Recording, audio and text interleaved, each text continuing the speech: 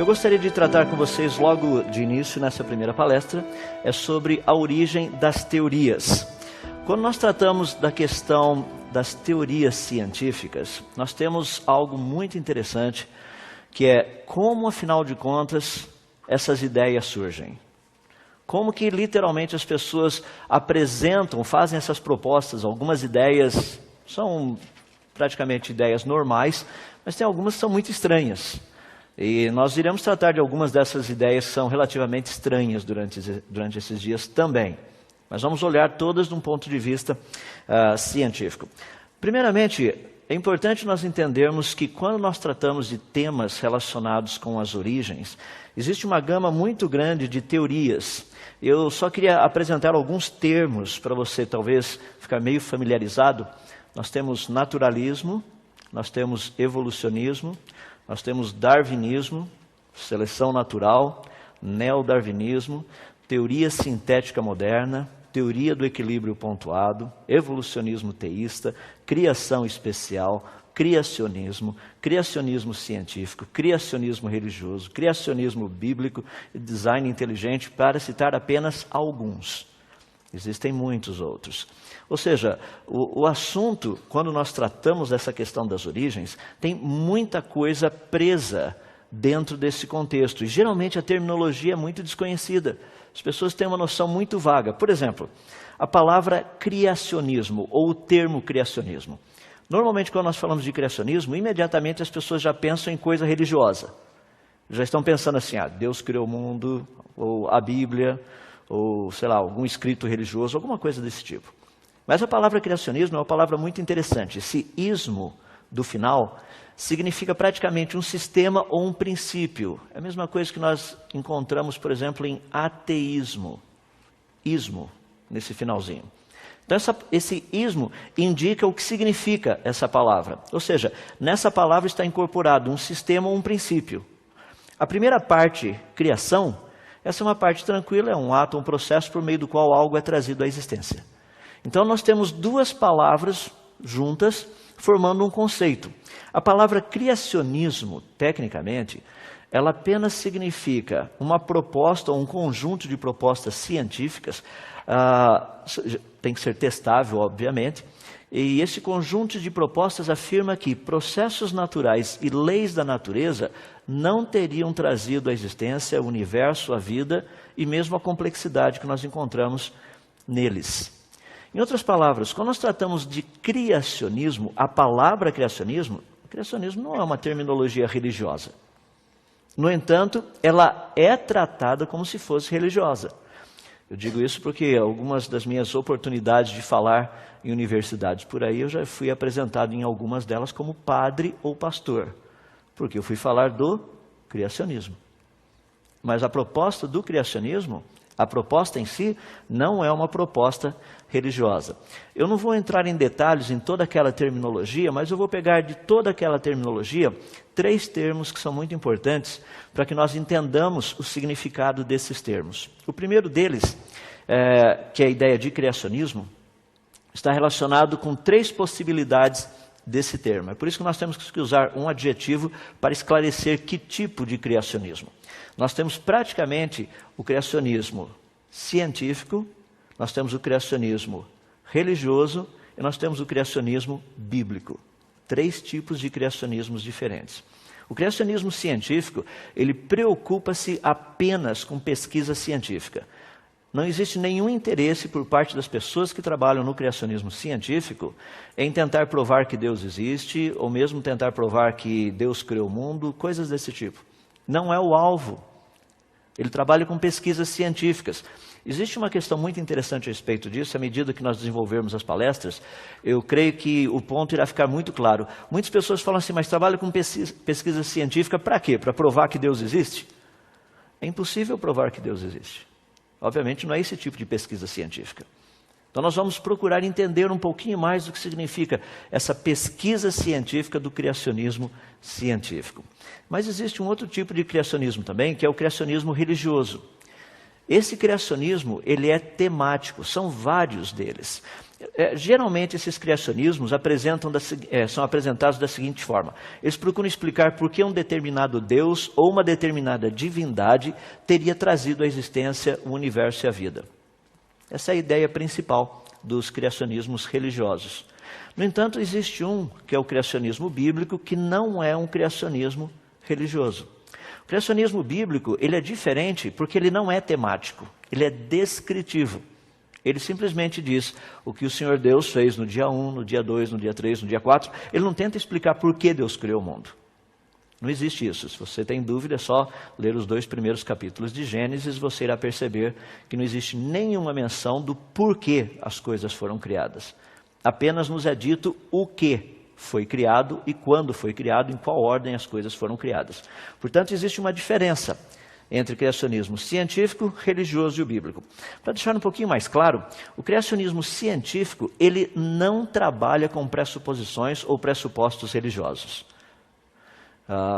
Esse é um ponto extremamente importante, porque quando eu digo às pessoas que eu sou criacionista, muita gente já vem direto e pergunta o seguinte: qual a sua religião? Por quê? Não existe uma ideia ainda formada nas mentes das pessoas de qual criacionismo nós estamos tratando. Se eu chego e falo, olha, eu sou criacionista e eu trabalho com o criacionismo científico. As pessoas falam, mas isso existe, criacionismo científico? Em qual seminário você vai? Você não vai em seminário nenhum, nós trabalhamos em laboratório com essas coisas. Então as pessoas têm uma tendência de entender que o criacionismo científico ele não trabalha com pressupostos religiosos, embora ele possua implicações religiosas. Teorias científicas normalmente elas possuem implicações religiosas. Apenas para deixar claro, uma teoria que tem uma implicação religiosa muito grande, muito forte, é a teoria quântica, a física quântica. Quando nós trabalhamos com a física quântica, nós trabalhamos com aquilo que são chamados de níveis de energia. Você tem, por exemplo, um elétron, esse elétron pode ter ou esse nível de energia, um outro nível de energia mais aqui em cima, um outro nível de energia, ou seja, são níveis discretos de energia. Não existe um nível de energia entre esse daqui e aquele ali. O elétron tem essa quantidade de energia ou ele tem aquela quantidade. Aqui no meio não tem nada. Seria mais ou menos como se você pegasse um elétron e você tentasse fazer o elétron dar uns pulos. Então você vai colocando energia no elétron esperando que ele vá subindo devagarzinho. Ele não sobe, ele fica parado no mesmo lugar. Você vai colocando energia, de repente ele faz assim, ó, ele dá um pulo. Isso é a física quântica. Em outras palavras, física quântica trabalha com esses saltos. Qual seria a implicação religiosa dessa teoria? A resposta é simples, é o hinduísmo. O hinduísmo trabalha com castas. Ou você é isso, ou você é isso, ou você é isso, ou você é aquilo, e não existe nada aí no meio. Agora, não é porque a teoria quântica ela possui implicações religiosas que ela não é científica. É isso que nós estamos tratando. O criacionismo científico, ele não trabalha com pressuposições religiosas, trabalha com propostas científicas, estudando leis da natureza, processos naturais. No entanto, ele possui implicações religiosas. No entanto, isso não há nenhum problema. A parte da ciência, existe um bom embasamento científico? Sim. Trabalha com leis, trabalha com processos naturais que a ciência conhece? Sim. Pronto. As implicações religiosas, não é papel da ciência ficar estudando esse tipo de coisa. Já o criacionismo religiosos, e eu posso afirmar que eles não possuem implicações científicas. Porque eles tentam explicar por que uma determinada divindade criou o mundo, teria criado o ser humano, teria criado a vida e coisas desse jeito. É o tipo de coisa que não é testável. Então os criacionismos religiosos, eles trabalham com pressupostos religiosos, mas não possuem implicações científicas. Já o criacionismo bíblico, ele trabalha com pressupostos religiosos. A existência de Deus, que Deus criou o mundo. A questão da diferença do criacionismo bíblico para o criacionismo religioso é que o criacionismo bíblico, ele possui implicações científicas reais. As pessoas têm um pouco de dificuldade de entender essa parte. Falam assim, não, mas não é possível provar que Deus criou o mundo. Eu falei, exatamente, foi o que eu disse na primeira parte. Ele trabalha com pressupostos religiosos. Não, mas ele possui implicações científicas reais? Claro que sim. Você pega, por exemplo, no relato bíblico, no 3º dia, ali nos é dito que Deus diz o seguinte, ajuntem-se as águas num só lugar e apareça a porção seca. Observe que é singular, não é plural. não são as porções secas. Se fosse as porções secas, você teria vários continentes. Como a Bíblia usa o singular, a porção seca, ela está se referindo a um único continente. Em outras palavras, quando esse planeta foi criado, segundo a Bíblia, ele tinha um único continente. Eu não preciso perguntar para você qual é o nome do continente, porque eu creio que você já estudou isso em ciências.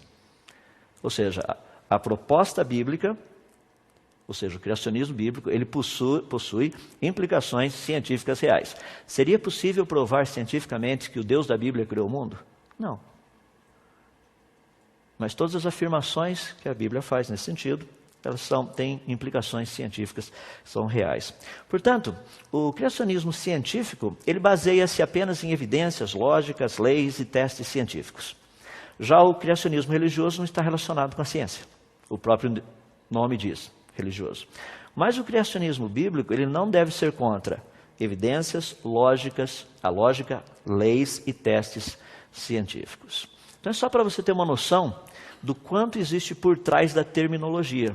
Imagine se nós fôssemos tratar de cada uma delas ali, eu precisaria praticamente de uma conferência só para tratar dos termos, da terminologia. É por isso que nós estaremos focando num tema, num aspecto específico, no caso do criacionismo científico. É muito importante que nós pensamos a respeito disso, porque o criacionismo científico, ele oferece uma proposta científica e histórica, no que diz respeito às origens. E essa proposta, não somente ela é científica, histórica, mas ela também é relevante. Ou seja, existe uma estrutura.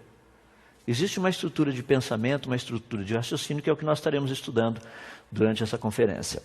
Agora, afirmar que o criacionismo científico é religião, isso demonstra falta de conhecimento. Então nós precisamos entender um pouquinho mais a respeito disso. Dito essas coisas, vamos parar de pensar um pouquinho a respeito das teorias relacionadas com as origens. Eu não sei quantos de vocês já pararam para pensar, mas, afinal de contas, como tudo começou? Aqui estamos nós, nesse tempo, nesse ano, e atrás, lá atrás. O que aconteceu? Há quanto tempo atrás? Como que as coisas começaram? Qual foi o início de todas as coisas? Quando nós tratamos dessas questões das origens, vocês vão perceber que essas propostas não são propostas novas. Lá na Grécia Antiga, cerca de mais ou menos uns 600 anos antes de Cristo, já haviam discussões acaloradas a respeito dessas duas tendências principais. Tendências que nós chamamos de cosmovisão. Okay? Então, a cosmovisão criacionista e a cosmovisão naturalista. Havia um grupo de pensadores gregos que acreditava que o mundo e a vida teriam surgido espontaneamente. Já havia um outro grupo de pensadores gregos que diziam, não, o universo e a vida não surgiram espontaneamente. Isso daí só pode ter sido criado. Desses dois grupos, é muito interessante você notar alguns dos elementos, ou seja, alguns dos filósofos que participaram dessa discussão. Obviamente, nós estamos falando de séculos, mas a discussão era uma discussão extremamente pertinente. Por exemplo, nós temos Tales de Mileto, que foi um grande filósofo grego. Ele viveu cerca de mais ou menos 600 anos antes de Cristo. E o impressionante é que a frase que ele cunhou é usada até hoje dentro da ciência. Tales de Mileto fez a seguinte proposta, que o mundo teria evoluído da água por meio de processos naturais. Essa não é uma proposta que foi apresentada um pouco mais de 150 anos atrás por Charles Darwin. Essa não é uma proposta do século XX. Essa é uma proposta que tem pelo menos 2.600 anos. Um outro, Empédocles de Agrigento, foi ele quem fez a seguinte proposta: sobrevive o que estiver melhor capacitado. Isso não é proposta que foi feita há 150 anos atrás, que Darwin propôs. Ou que talvez Malpertuis, aproximadamente cerca de uns 300, quase 400 anos atrás, teria proposto. Não, isso aí são propostas de 2.400, 2.500 anos atrás.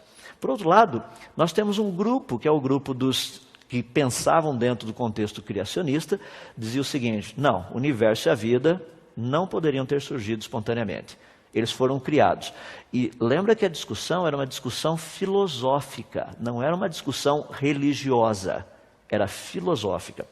Dentro desses, um deles, que acreditava no processo de criação do universo da vida, nós encontramos Platão. Da onde Platão tirou essa ideia de que o universo e a vida teriam sido criados?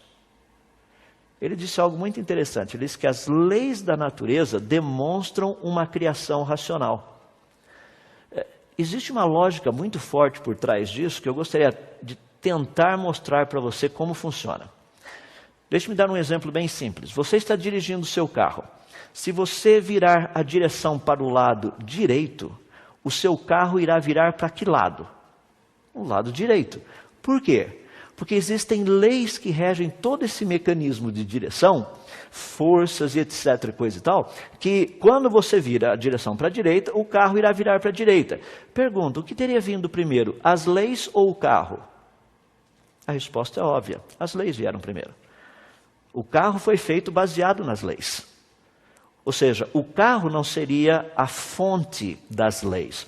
Esse era o raciocínio de Platão. As leis teriam que existir antes da natureza.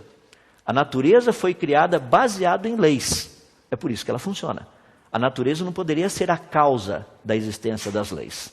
Então nós estamos tratando de uma argumentação muito interessante, outra vez, uns 2.400 anos atrás aproximadamente. Aristóteles também dizia que o universo foi criado segundo um plano racional. Ao olhar ao redor, ele percebia que as coisas encaixavam-se muito bem. E coisas que se encaixam muito bem é porque elas foram criadas. Deixa eu dar um exemplo simples que você poderá entender o raciocínio que Aristóteles teve. Eu vou colocar em termos atuais. Obviamente naquela época eles não tinham parafuso, não como nós temos hoje, tinham umas coisas semelhantes a parafusos naquela época. Mas imagina que eu pedisse a você para consertar um determinado que está quebrado e tem um parafuso e uma porca que você precisaria para colocar ali. E eu lhe desse uma caixa de ferramentas cheias de parafusos e porcas dos mais diferentes tamanhos e, sei lá, dimensões. Eu pedisse para você pegar qualquer duas delas e tentar colocar e arrumar o negócio. Se você pegasse apenas um parafuso e uma porca, sem ter certeza que os dois se encaixam, a coisa funcionaria? Agora, por que uma porca teria exatamente o mesmo diâmetro e a mesma rosca do parafuso? É porque ela foi planejada. Foi esse tipo de raciocínio que Aristóteles teve ao olhar a natureza e contemplar essa sincronia que existe na natureza. Ele chegou a essa conclusão dizendo, o universo só pode ter sido criado. Agora, por que os gregos possuem essas duas áreas de trabalho, o naturalismo e o criacionismo? Porque, no fundo, a filosofia grega, eu estou usando Leucipo, praticamente ele viveu no século V a.C., ele dizia o seguinte, nada acontece casualmente, existe uma razão necessária para tudo. Então os gregos estavam querendo achar qual era a razão primeira da existência de todas as coisas. No fundo eles estavam fazendo a mesma pergunta que nós nos fazemos. Como tudo começou? Como tudo isso teria vindo à existência? Então o que nós temos aqui é uma questão muito interessante de praticamente, pelo menos uns 2.400, 2.500 anos aí de propostas. Gostaria de apenas colocar algo para você pensar. Os naturalistas gregos ou os criacionistas gregos, qual desses dois grupos tinha razão? É muito interessante porque as pessoas chegam e falam assim, não, agora com toda a ciência que nós temos, fica fácil dizer qual dos dois tinha razão. E é por isso que é extremamente importante a gente trabalhar dentro desse congresso que nós estamos fazendo, para você entender e conhecer um pouquinho mais quem ou qual desses dois grupos estava correto. Dentro do contexto do criacionismo histórico, muitas pessoas tem uma perspectiva um tanto quanto que equivocada dos cientistas criacionistas do passado. Eu até costumo, de vez em quando, nas palestras que eu dou em algumas universidades, fazer a pergunta, para vocês, alguém poderia citar um nome de um criacionista que você conhece? Um criacionista que tenha sido um grande cientista do passado? E tem algumas pessoas que ficam assim, pensando, e não vem praticamente ninguém à mente. Para os cristãos, vêm nomes bíblicos. Mas eu não estou falando de nomes da Bíblia, estou falando de pessoas do passado, talvez um passado não tão remoto, esses últimos 400, 300, 400 anos, pessoas que estavam envolvidos com a área da ciência e que tinha um posicionamento criacionista. Deixe-me citar apenas alguns nomes para você entender. Nós temos, por exemplo, Francis Bacon. Francis Bacon foi praticamente quem inventou o chamado método científico que é utilizado até hoje. Bacon era criacionista e a razão dele ter criado o método científico era para separar, para poder distinguir aquilo que é real daquilo que é mito. Então ele criou toda uma estrutura de pensamento e raciocínio dentro desse contexto. E é interessante porque Francis Bacon, num dos seus escritos, ele disse o seguinte: eu prefiro crer que todos os livros que tratam de lendas são verdadeiros, ou que essas lendas seriam verdadeiras, do que aceitar que o universo e a vida teriam sido frutos do acaso. Bacon deixou escrito isso como parte do seu posicionamento oficial. Ele era criacionista. A lista seria uma lista bem grande, estou apenas colocando alguns deles. Você pode ver aí Galileu Galilei, Johannes Kepler, que foi o pai da astronomia, Blaise Pascal, inventor do primeiro, digamos assim, computador ou máquina de calcular. William Pitt, que trabalhou muito na área de estatística e economia. Você tem Robert Boyle na parte de química e dinâmica dos gases. Nós temos Isaac Newton, bem conhecido, toda a parte de física clássica e também cálculo diferencial. John Flamsteed, fundador do Observatório de Greenwich, aqueles que ainda marcam as horas do jeito certo, aqui tantas horas, para lá tantas horas, para cá tantas horas. Se você for nos Estados Unidos, obviamente não vai ser o mesmo horário aqui. Se você pegar lá no Japão também não, tudo é relacionado com esse Observatório de Greenwich. Leonhard Euler, ou Euler, como é conhecido aqui no Brasil, o pai das funções, principalmente das funções transcendentais, beta e a gama. Carlos Linné, que praticamente é o pai da taxonomia. As pessoas falam, não, mas Linné era evolucionista. Não, ele não era evolucionista, ele era criacionista. Ele queria classificar os organismos de uma forma que facilitasse o estudo dos diferentes grupos. Linné nunca propôs uma ordem evolutiva, era uma ordem classificatória. A ordem evolutiva veio depois, a proposta dele não era essa. Você tem William Herschel, que trabalhou muito com a parte de astronomia galáctica, e também foi quem descobriu o planeta Urano. Você tem James Parkinson, e pelo sobrenome você já sabe a área dele, medicina. John Kidd, com a parte de química sintética. Nós temos John Dalton, que foi um dos primeiros a propor a teoria atômica moderna, como nós a temos hoje. Humphrey Davy, trabalhando com a parte da termocinética. Michael Faraday, com eletricidade, principalmente eletromagnetismo, inventor do gerador elétrico.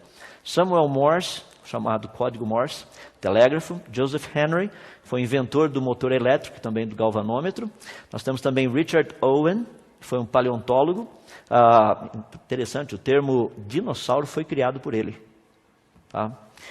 Você tem também James Prescott Joule, termodinâmica. Você tem também James Clerk Maxwell, na parte de eletricidade e magnetismo. George Stokes, na parte mecânica dos fluidos. Gregor Mendel, na parte da genética. Louis Pasteur, na parte de bacteriologia e bioquímica. William Thomson, conhecido como Lord Kelvin, a parte de temperatura absoluta, que é bem conhecido.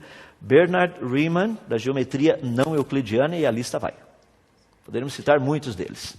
Isso dá para você ter uma noção que a quantidade de pessoas relacionadas com a ciência no passado que aceitavam o criacionismo é uma quantidade grande. A pergunta é, por que eles aceitavam? Se você disser que era por influência religiosa, sem dúvida você está errado. Eles aceitavam o posicionamento científico devido à evidência científica. Deixa eu dar um exemplo. Eu vou citar dois exemplos. Um dessa lista que eu dei e um da lista que não está nessa lista, mas alguém muito importante. William Thomson, Lord Kelvin, ele disse o seguinte: uma quantidade imensa de provas contundentes de design inteligente e benevolente encontra-se ao nosso redor. Existe uma quantidade imensa dessas provas. Ou seja, ele era criacionista, aceitava a ideia de que o universo e a vida teriam sido criados, que eles não eram frutos do acaso, por questões científicas. Existe um outro que inclusive recebeu um prêmio Nobel no ano de 1927, Dr. Arthur Compton. Aqueles que estudam física conhecem bastante o efeito Compton. Ele disse o seguinte: para mim, fé começa com a compreensão de que uma inteligência suprema trouxe o universo à existência e criou o homem. Pergunta, de onde ele tirou essa ideia? Ele continua, ele diz o seguinte: não é difícil para mim ter esta fé, pois um universo organizado e inteligente testifica a favor da maior afirmação jamais pronunciada no princípio Deus. Além de aceitar que o universo e a vida haviam sido criados, ele também aceitava que o Deus da Bíblia era o criador de todas essas coisas. Para você ter uma noção geral de tudo isso daí, no ano de 1992, Dr. Henry Margnow, que foi professor por muitos anos da área de física especificamente, ele lançou um livro que eu achei fabuloso. O título do livro é Cosmos, Bios e Theos. É uma compilação. Dr. Margnow foi professor da Universidade de Yale por muitos anos e ele fez uma compilação do pensamento de pelo menos 60 cientistas do século passado, sendo que 24 deles haviam recebido um prêmio Nobel. Agora, a ideia toda do livro era justamente discutir esse questionamento. E é impressionante porque a ênfase que o livro todo dá, num certo sentido, você encontra nessa frase que é espetacular. Ele diz o seguinte: só uma resposta convincente para explicar a enorme complexidade e as leis do universo. Qual seria ela? Qual seria a resposta de 60 cientistas do século XX, 24 dos quais ganharam um prêmio Nobel, receberam um prêmio Nobel? Olha a resposta: a criação por um Deus onisciente e onipotente. Em outras palavras, quando nós tratamos dessa ideia de criacionismo, nós não estamos tratando de questões religiosas. Existe uma quantidade muito grande de evidência que nos leva nessa direção, nos auxilia a pensar desse jeito. Nós temos certas áreas que são áreas intuitivas. Eu, por exemplo, se eu lhe perguntasse, o meu óculos, ele foi criado ou ele surgiu espontaneamente? Eu creio que ninguém iria gastar os próximos 50 anos pesquisando se o meu óculos teria sido criado ou se ele teria surgido espontaneamente. Agora, por que você já quase que imediatamente, naturalmente, espontaneamente, intuitivamente, você diria, seu óculos foi criado? Por quê? É porque você não vê a natureza produzindo óculos. Você não sai por aí e encontra uma árvore de óculos. Você não sai por aí, vai na praia e você percebe lá um pouquinho de areia, esse pouquinho de areia fica lá, daqui a pouco cai um raio, esse pouquinho de areia vira, por exemplo, um pedaço de vidro, e esse pedaço de vidro, à medida que a onda do mar vai e vem, vai pulindo o vidro, vai dando formato no vidro, e daí por alguma razão misteriosa, ferro ali por perto derrete, ele forma certinho em volta do vidro, encaixa tudo direitinho, daí as perninhas por alguma razão vão... Ou seja, entendeu o espírito da coisa? Esse é o ponto que é importante. Nós olhamos a natureza, nós estudamos a natureza, nós sabemos o que a natureza, por meio das suas leis e dos seus processos naturais, o que a natureza tem condição de fazer e o que ela não tem condição de fazer. Baseado nesse conhecimento, é que muitos cientistas dizem, o universo e a vida foram criados. Então, quando nós pensamos em termos dessas teorias todas, essas ideias, vamos parar e pensar um pouquinho no mecanismo de tudo isso. Eu queria dar algumas sugestões para vocês. Por exemplo, quando nós tratamos teorias, nós temos que fazer observações. Eu acabei de mencionar alguns exemplos aí. Você não acha uma árvore de óculos, obviamente, mas você acha árvores de outras coisas. Você tem condição de ver muita coisa interessante. Eu queria usar um exemplo bem prático, que é o seguinte. Imagina que nós quiséssemos estudar a questão da chuva. Formando assim um tempo muito negro de chuva, parece que vai chover bastante. Então nós queremos aprender um pouquinho ali. E você percebe que existe alguns eventos, alguns fenômenos que ocorrem normalmente quando existe chuva. Você percebe que tem um tipo de nuvem específico. Você percebe que algumas vezes tem raios, e quando tem raios tem trovão. Você percebe que à noite, quando está formando aquele tempo de chuva, existem relâmpagos. Mas você percebe algumas vezes também que noites que não tem nuvem nenhuma também tem relâmpago.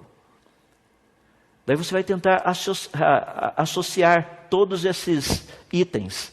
Dentro da ciência é justamente isso que nós precisamos fazer. Nós precisamos olhar as evidências, olhar os fenômenos, estudar e ver se existe algum tipo de relacionamento entre eles. Quer ver um exemplo que é muito interessante? Eu gosto de colocar isso daí, porque todos nós somos bons cientistas. Você é, eu também, o pessoal que está nos ouvindo também. Olha que interessante. Você chega na sua casa, aquele vaso espetacular que você ganhou de presente, que é caríssimo, está lá no chão em 500 milhões de pedaços, quase atomizado. E você pergunta para o seu filho, que está segurando uma bola de futebol, e pergunta a ele o seguinte: o que aconteceu? A resposta dele é a seguinte: o vaso caiu. Eu quero dizer para vocês que vasos não caem. Vasos são derrubados. Não existe vaso com problema psicológico tendente ao suicídio, eles pulam do lugar onde eles estão e se matam. Ou seja, nós sabemos que certas coisas têm alguma coisa por trás. É isso que a ciência procura fazer. Nós precisamos descobrir o que produz isso, o que teria produzido aquilo. Quando nós juntamos essas ideias todas, daí nós podemos chegar a algumas conclusões. Isso é praticamente o que eu acabei de dizer agora. Nós estabelecemos isso na ciência, trabalhamos com isso, dentro daquilo que é chamado de método científico. Eu vou resumir, para ficar bem fácil, o método científico. Ele primeiro faz observações. Então nós vamos lá e ficamos observando uma determinada coisa. Vemos como que esse negócio, o que acontece ali. Quantas vezes acontece? Com qual frequência acontece? E se acontece quando isto está presente e se acontece quando aquilo está presente. Ou se não acontece quando isso está presente, ou se não acontece quando aquilo está presente. Ou se não acontece quando os dois estão presentes. Ou se acontece quando os dois estão presentes. Então o que nós fazemos? Nós fazemos observações. Depois de observar, nós fazemos aquilo que nós chamamos de hipótese. Tentamos dar uma explicação. Pelo menos uma explicação básica. Essa proposta, no caso a hipótese, ela não necessita ser testável. Nós apenas estamos expressando aquilo que nós achamos. Depois de avaliarmos bem essa hipótese, nós temos que formulá-la de uma maneira que ela se torne uma teoria. Daí sim, como teoria, ela precisa ser testável. Daí nós precisamos lá e fazer um teste, ver se ela funciona ou não. E por fim, se essa teoria, nós percebemos que ela funciona e ocorre em todas as vezes, nós transformamos essa teoria naquilo que nós chamamos de lei. Ou seja, essa explicação realmente descreve como a natureza funciona. Então essa é a ideia básica que nós temos aí por trás. Só para você entender, essa questão de leis da natureza é algo muito legal. Porque nós precisamos entender e aprender sobre elas. Nós não criamos as leis, nós apenas descobrimos as leis. Então, geralmente, quem descobre a lei, recebe, ou seja, o nome dessa pessoa passa a fazer parte dessas leis que agora são conhecidas. Por exemplo, se eu falar para vocês, as leis de Kepler.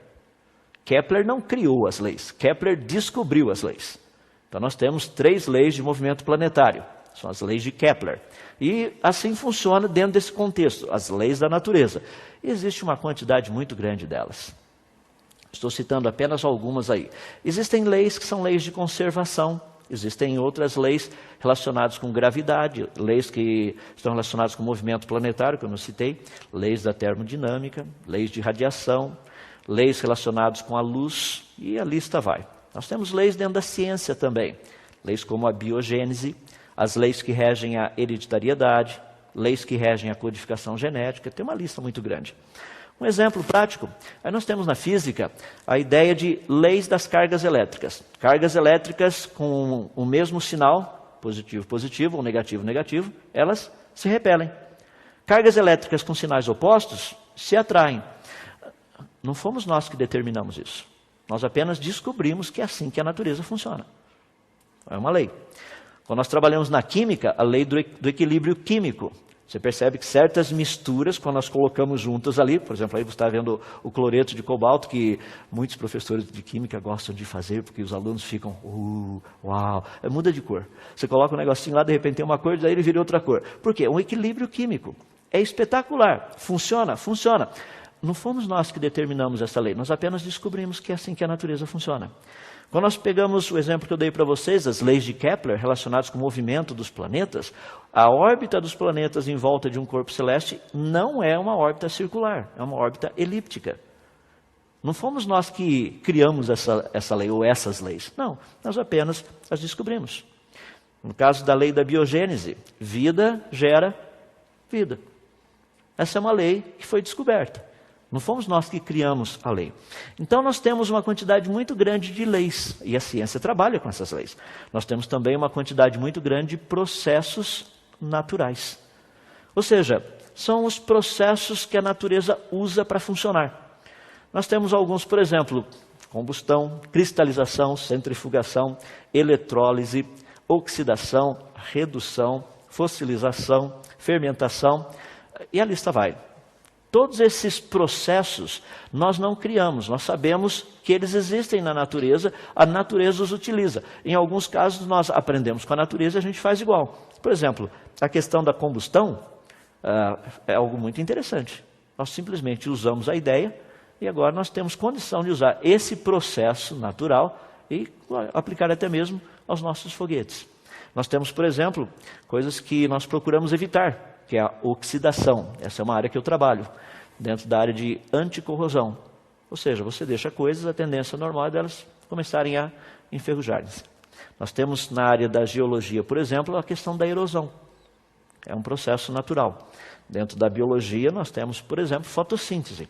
Ou seja, existem muitos processos naturais, muitas leis da natureza. Como que tudo isso pode ser utilizado, portanto, pela ciência? Quando nós olhamos lá no passado, nós não temos condição de saber como que as coisas foram criadas, mas nós temos as leis da natureza e os processos naturais. Ao estudarmos as leis da natureza e os processos naturais, nós podemos ter uma boa ideia do que teria acontecido ou do que não teria acontecido. Do que seria possível e do que não seria possível. Então, essa é a ideia principal no estudo das origens.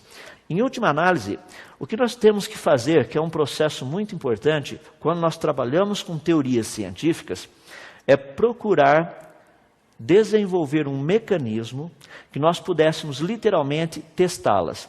Por exemplo, qual seria a diferença entre uma teoria e um mito?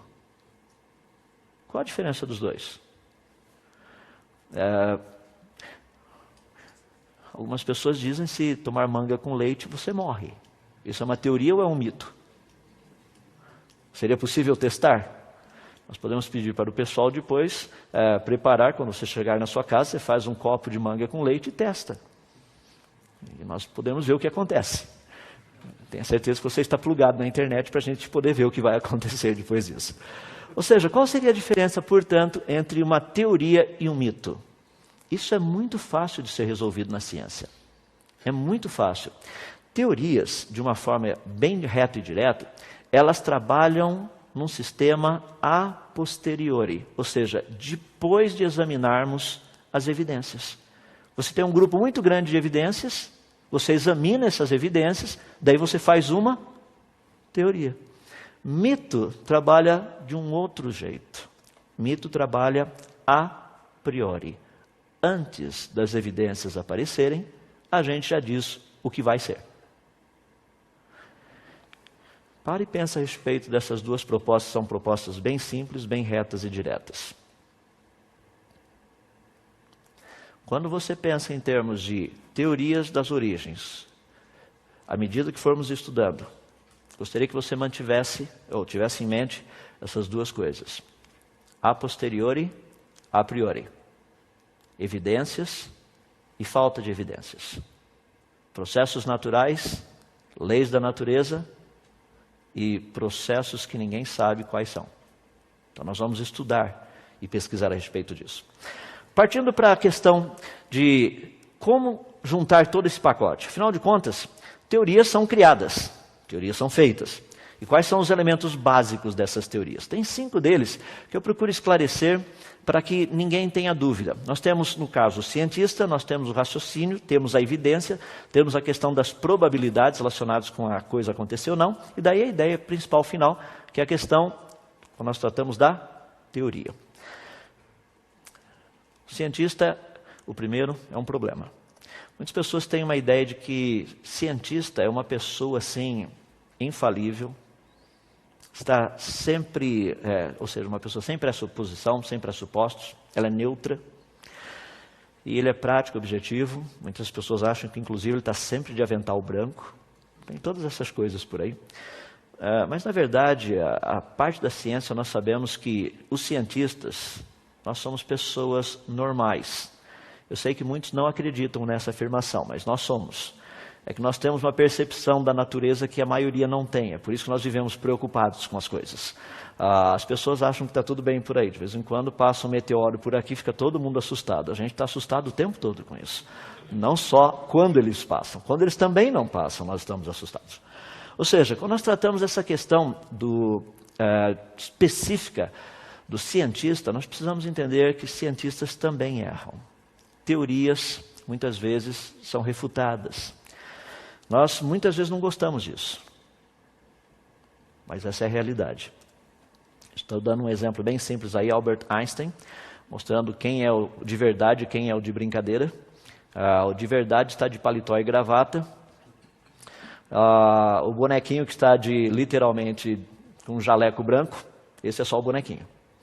Ou seja, vamos entender que, quando nós tratamos de ciência, não é porque o cientista disse. Não é assim que funciona.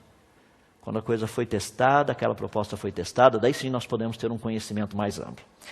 Temos também o contexto, que é uma parte extremamente importante do raciocínio. Esse é um exemplo que ajuda demais a entender como que muitas vezes o raciocínio, embora sendo lógico, 3 pontinhos. Olha só, Zenão, ou Zeno, como ele é conhecido, foi um grande pensador grego. Ele disse o seguinte: eu consigo provar que você, saindo daqui, você jamais conseguiria chegar, por exemplo, na sua casa. A ideia que ele nos deu foi justamente essa. Imagina que você está no ponto E e você teria que ir até o ponto Z, que é a sua casa. Então vejamos como funciona. Ele diz o seguinte: primeiramente você terá que andar metade desse trajeto. Você fala, sim, daí só fica faltando a outra metade. Daí eu chego em casa. Ele falou, não, ainda não. Porque para você poder atravessar essa metade agora que você tem, primeiro você terá que atravessar a metade dela. Daí irá faltar a outra metade. Daí você fala, mas então é só andar essa outra metade. Daí fala, não, porque para você atravessar essa metade, primeiro você terá que atravessar a metade dela. Você fala, não, mas daí vai faltar só a outra metade. Correto. Mas daí você terá que andar essa metade dessa metade que faltou, faltando a outra metade. Você fala, mas daí é só andar a outra metade. Fala, não, daí você primeiro terá que andar metade dessa metade. Daí irá faltar a outra metade. Você fala, não, mas daí é só andar aquela metade. Mas para andar aquela metade, primeiro você terá que andar a metade daquela metade, irá faltar a outra metade. Você fala, mas daí é só andar aquela metadezinha. Mas para você andar aquela metadezinha, ainda você tem que andar a metadezinha da metadezinha daquela metadezinha. Vai faltar a outra metadezinha. Você fala assim, peraí, eu sempre vou ter que andar uma metade. A pergunta é, seria possível alguém chegar lá se sempre você teria uma metade ainda para ser andado? Independente de quão pequeno for. É o que eu brinco com as pessoas. Imagina que você está num edifício pegando fogo, você tem que saltar desse prédio para o outro. A distância é de 2,90 metros. E você consegue pular 2,89 metros. Eu acho que você não vai cair no outro prédio. Matematicamente eu posso dizer que nós vamos ouvir coisas fabulosas a teu respeito, tudo que você fez na sua vida e coisas assim. Em outras palavras, você teria que percorrer a distância toda para chegar lá. Quando as pessoas olham para esse paradoxo do Zeno, eles dizem o seguinte, rapaz, mas esse é um paradoxo extremamente interessante, porque ele é lógico. Correto. Esse é o ponto que eu gostaria de tratar. O fato dele ser lógico significa que ele está correto? Não. Nem todo raciocínio lógico está correto. O raciocínio é lógico, só não está correto. Tanto é que nós podemos usar a matemática e mostramos claramente, aí você tem uma sequência muito interessante, você vai vendo como que funciona as metades, somando uma metade, mais outra metade, mais outra metade. Ou seja, dá para a gente resumir, isso daí é uma série geométrica infinita, ela é convergente. Se você gosta da teoria dos limites e trabalhar com limites, você pode fazer todos os cálculos, mostrando que uma somatória infinita de metades é o número 1, ou seja, é o completo. Essa é uma das áreas que eu gosto, matemática. Tem condição de você somar coisas absurdas por aí. Um número infinito. Como é que você soma um número infinito? É só pegar o primeiro e o último. Aí você fala, mas como que é o primeiro e o último? Por exemplo, entre o número 1 e o número 2 existe um número infinito de números. Mas é possível somar os dois. Se você não entendeu isso, não se preocupa. Raciocínio é algo importante. Nós temos aí, por exemplo, a coluna geológica. Dentro da coluna geológica, a ideia que nos foi passada é que essas camadas de rochas que nós encontramos no solo no planeta Terra seriam camadas que teriam sido produzidas ao longo da história do planeta. O raciocínio é lógico? Sim. A pergunta é, ele está correto?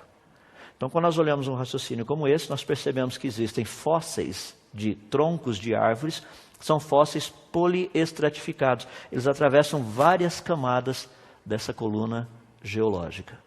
Então, nós sabemos que, embora o raciocínio seja lógico, ele não está correto. Nós vamos trabalhar um pouco mais com isso lá na frente.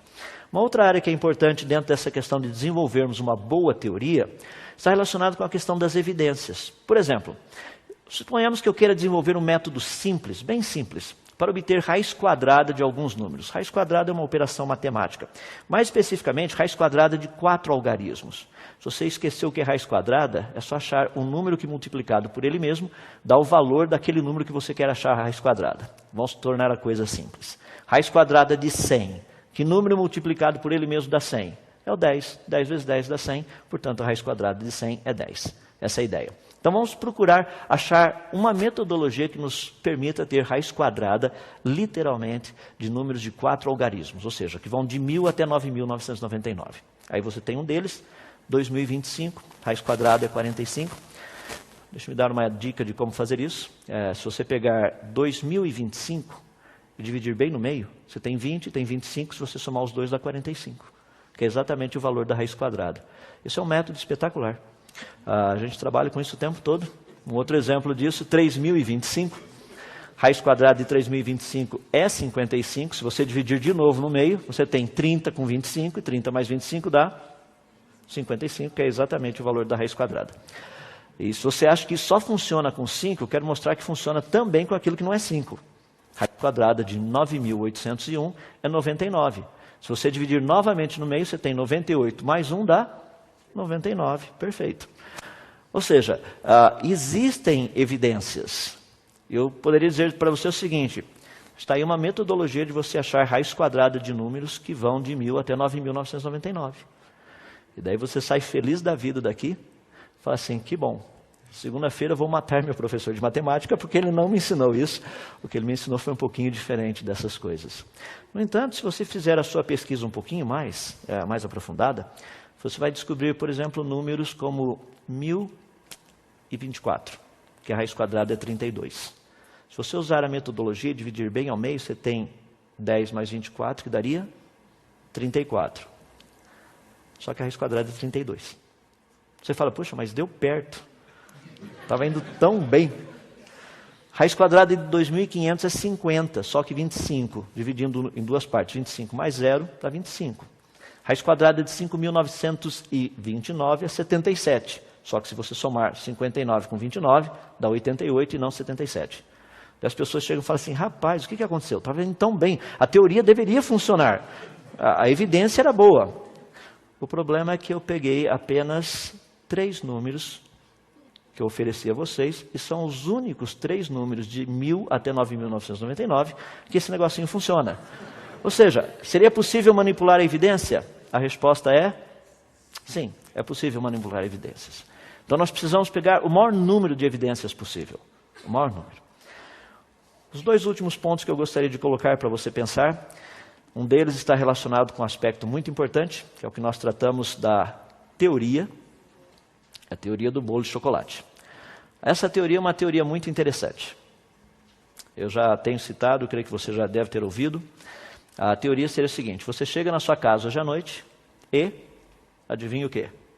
Tem um bolo de chocolate esperando por você lá. Só que quando você saiu não tinha bolo de chocolate. Então como funciona? Primeira parte da teoria, uma teoria, iria sugerir que alguém que sabe fazer bolos de chocolate foi até a despensa, pegou os ingredientes e preparou um bolo de chocolate. Fez tudo certinho, ou seja, o bolo de chocolate foi produzido por uma mente inteligente. Uma segunda teoria, que é bem interessante também, diria o seguinte, que um caminhão de supermercado estava fazendo entrega, passando perto da sua casa, o garoto o teu vizinho lá, atravessou na frente do caminhão correndo para pegar a bola, e literalmente o motorista do caminhão, para não atropelá-lo, acionou os freios e adivinha o que aconteceu? O caminhão começou a capotar. Lá atrás desse caminhão que estava fazendo entregas para o supermercado, tinha sacos de farinha, sacos de açúcar, tinha latinhas de... todos esses negócios lá atrás. E começou a capotar e os sacos de farinha se abriram, as latinhas de Nescau também, latinhas de fermento também, os pacotinhos de leite romperam-se. Esse negócio todo foi acontecendo e lá atrás também tinha um tipo de um container pequenininho, que um pouco da farinha caiu ali dentro, um pouco do açúcar caiu ali dentro, um pouco do sal caiu ali dentro, um pouco do achocolatado caiu ali dentro, um pouco do, sei lá, do óleo caiu lá dentro também. E, por incrível que pareça, os ovos batiam lá em cima e caíam lá dentro também. Foi espetacular a coisa do que estava acontecendo lá atrás. E depois de um certo tempo, esse caminhão parou, pegou fogo. Foi um incêndio. Chamaram os bombeiros chegaram lá, apagaram todo o incêndio, e no meio dos escombros eles encontraram um bolo de chocolate. Como aconteceu em frente à sua casa, eles deixaram um bolo de chocolate lá na sua casa, para resolver o problema de tudo. Eu creio que com essa ilustração daria para você entender especificamente o que nós estamos tratando de criacionismo e evolucionismo. É bem fácil a gente perceber a diferença dos dois. O último ponto que eu deixei para vocês, que eu mencionei, está relacionado com a questão da probabilidade. Pergunta: qual a probabilidade de um caminhão capotando, mesmo tendo todos os ingredientes necessários para fazer um bolo de chocolate, fazer um bolo de chocolate?